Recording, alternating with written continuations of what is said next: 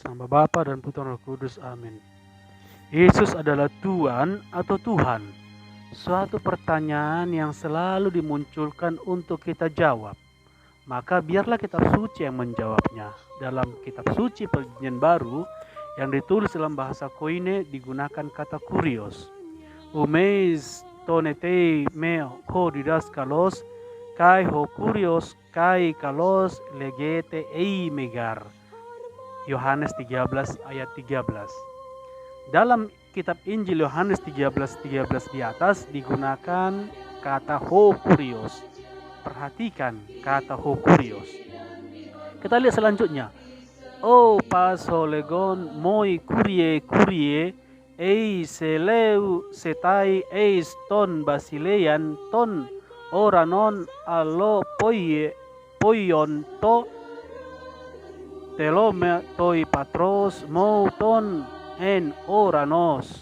Matius 7 ayat 21. Juga perhatikan kata yang digunakan adalah kurie.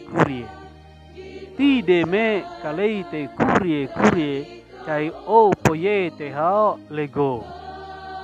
Lukas 6 ayat 46. Juga digunakan kata kurie. Apa sebenarnya arti kata kurie? Tuankah atau Tuhan? Dalam kamus interlinear kitab suci, kata kurios berasal dari kata kuros, yaitu supreme in authority atau tertinggi dalam kepenguasaan, yaitu pengendali dengan implikasi mister, ya, Tuhan yang ditujukan kepada baik Allah, God, Lord, Master atau Sir. Dalam kitab suci ini kata 748 kali kita temukan. Jadi kata kurios itu merujuk kepada suatu kepenguasaan tertinggi. Penguasa tertinggi di suatu negara adalah presiden atau raja. Maka bisa disebut kurios atau lord atau sir. Ya, kata ini bisa digunakan. Penguasa tertinggi di rumah tangga adalah bapak atau suami. Maka bisa disebut kurios atau lord. Penguasa segala penguasa yang berkuasa di surga dan di bumi adalah Allah. Maka dia juga disebut kurios atau Lord. Jadi kata kurios itu punya arti ganda. Nah, apa kesimpulannya? Kesimpulannya Presiden Jokowi sebagai penguasa pemerintah tertinggi bisa disebut kurios. Abdul bin Justin Munte sebagai penguasa tertinggi di rumahnya bisa disebut kurios. Baik Jokowi maupun Abdul adalah kurios di dalam kepenguasaan mereka masing-masing. Yesus sebagai penguasa segala penguasa, berkuasa di surga dan di bumi juga disebut kurios. Yesus mendekati mereka dan berkata, "Kepadaku telah diberikan segala kuasa di surga dan di bumi." Matius 28 ayat 18. Jadi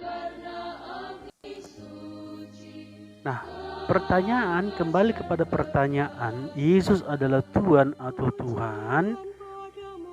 Dalam kitab suci, dalam bahasa kitab suci, koine tidak dibedakan untuk kata Tuhan maupun Tuhan. Kata yang digunakan seperti pada pembahasan kita sebelumnya adalah kurios, yaitu supreme authority yang digunakan baik untuk manusia maupun untuk sang Allah. Kata kurios bisa kita temukan dalam kitab suci sampai 748 kali. Satu kata bermakna ganda ini adalah umum terjadi. Bahkan dalam Al-Quran pun kita bisa menemukan kasus kata yang sama dengan kata kurios, di mana kata itu bermakna ganda, bisa Tuhan ataupun Tuhan.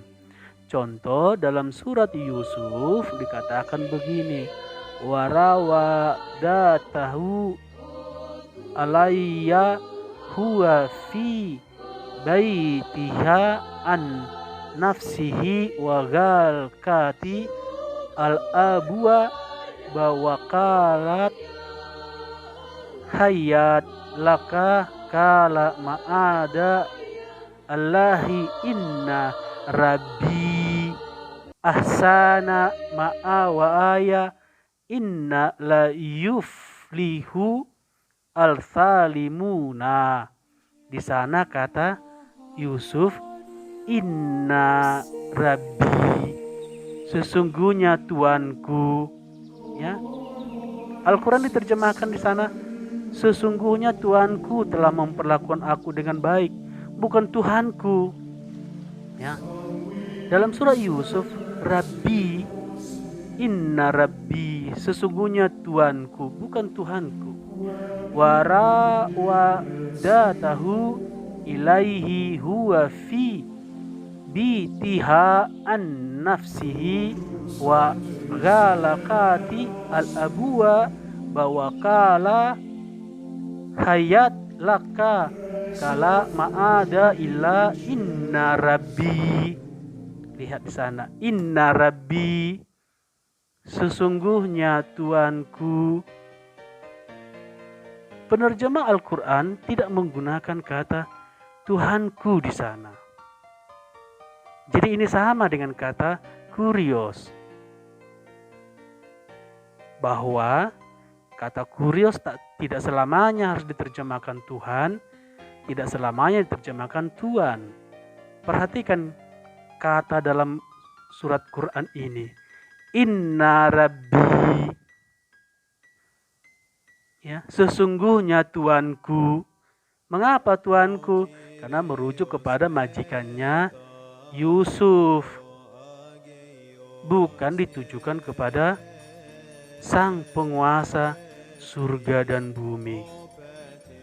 Kata inna rabbi diterjemahkan secara resmi oleh penerjemah Al-Quran, sesungguhnya Tuanku, bukan Tuhanku.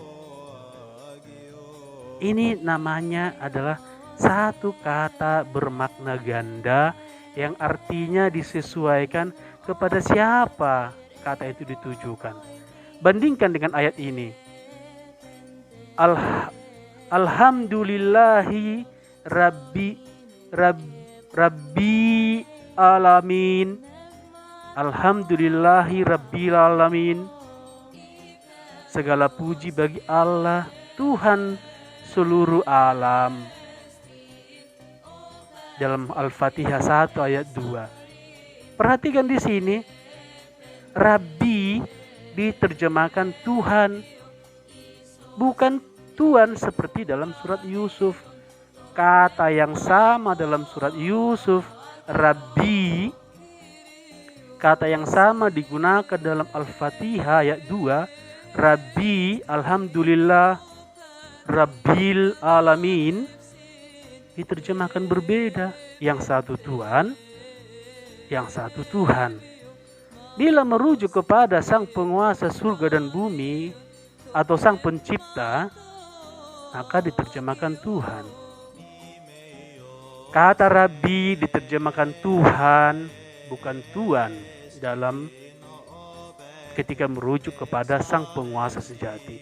Kesimpulannya, kata kurios maupun Rabbi adalah kata netral merujuk kepada supreme authority. Makna katanya diartikan tergantung pada siapa penguasa yang dimaksud. Bila kepada manusia, surat Yusuf 23 di Indonesia kan Tuanku.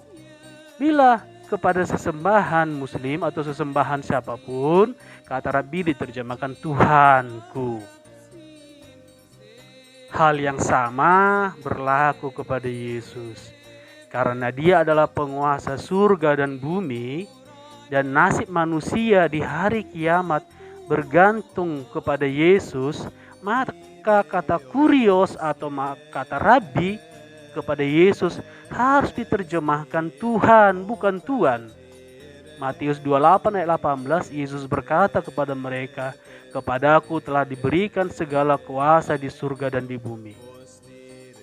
Itu sebabnya Thomas dengan sadar berkata dan mengaku kepada Yesus, Tuhanku dan Allahku, Deus meus et omnia.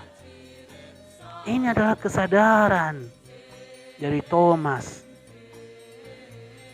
yang melihat, mengakui bahwa Yesus bukan hanya sekedar Tuhan di bumi, tetapi dia adalah Ilahi wa Rabbi. Dalam kitab suci, dalam kitab Injil, terjemahan dalam bahasa Arab bunyinya kira-kira seperti ini. Ajaba Tumas wa qala lahu Rabbi wa ilaihi. Kata Rabbi di sini adalah kata yang sama artinya dalam Quran 1 ayat 2. Alhamdulillah Rabbil Alamin. Kata Rabbi kepada Ilaihi, Allahku, harus diindonesiakan Tuhanku. Maka ucapan demikianlah kurios adalah Tuhan. Ilaihi adalah Tuhan. Tidak hanya sekadar Tuhan bila diberikan kepada Yesus. Amin.